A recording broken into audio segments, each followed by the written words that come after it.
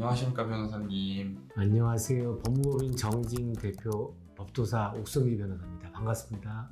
네, 반갑습니다. 제가 오늘 할 질문은요. 일반인들 사이에서 뭐 고소를 하니 뭐하니 이런 상황이 진행되다 보면 사실 가장 중요한 건 합의를 하는 문제일 것 같은데 합의에 대해서 간단하게 얘기를 좀 해주실 수 있을까요?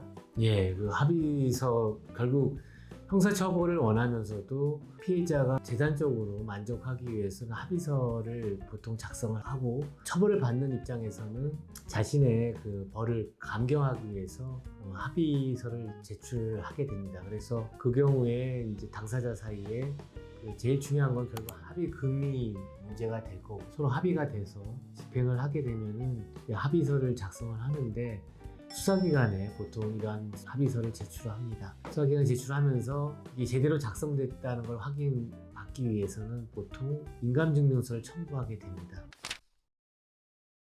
합의서는 보통 어떨 때 쓸까요?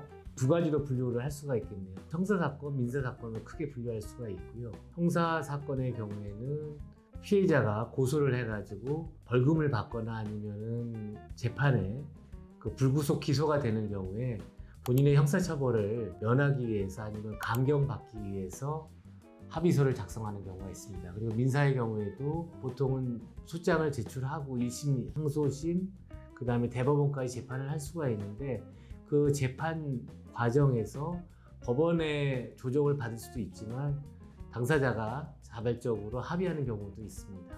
합의가 진행되고 있는 중에 혹시 둘 중 이제 고소인이든 피고소인이든 이 합의 사항이 마음에 안 들어서 그 진행 사항을 중단하고 합의서 자체를 취소를 또 할 수도 있을까요? 그럴 수도 있죠.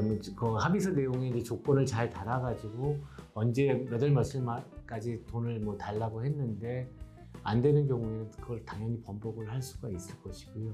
이제 형사사건 예를 들어가지고 뭐 성폭력 범죄 사건이나 아니면 상해 사건이나 아니면 재산 범죄에 있어서 사기나 횡령 사건에 있어서 피해자랑 일정 금액에 대해서 합의를 했는데 그것이 이행되지 않는 경우에는 당연히 합의 취소를 할 수 있습니다. 합의서는 이제 합의 과정이 끝나고 나서 최종적으로 작성을 한 다음에 제출을 하는 거겠네요. 합의금을 못 받으면 합의서가 작성됐다 하더라도 최종적으로 수사기관에 제출하지 않겠죠. 사람들은 또 돈도 되게 중요하게 생각할 것 같은데 합의금이 한도 같은 게 또 정해져 있나요 혹시?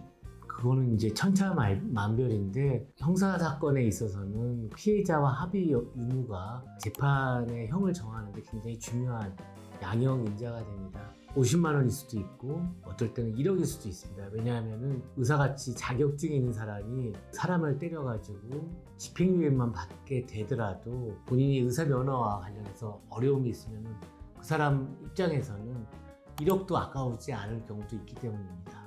혹시 뭐 합의서를 쓸 때 알아둬야 되는 뭐 팁 같은 게 있을까요? 뭐 쓰는 방식이 따로 정해져 있을까요? 쓰는 방식은 그 인터넷이나 아니면 우리가 검색을 하면 기재된 충분히 확인이 되는데 제일 중요한 거는 그것이 이제 위조될 가능성이 있기 때문에 가해자인 사람의 경우에는 인감증명서 같은 걸 첨부를 해가지고 내가 의사에 의해서 작성이 됐다라는 인감증명서를 첨부하게 됩니다.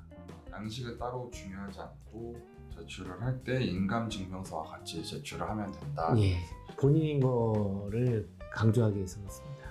합의서에 관련해서 되게 간단하게 설명을 해주셔서 시청자분들도 잘 알고 넘어갈 수 있지 않을까 싶습니다. 오늘도 좋은 답변 감사합니다. 감사합니다.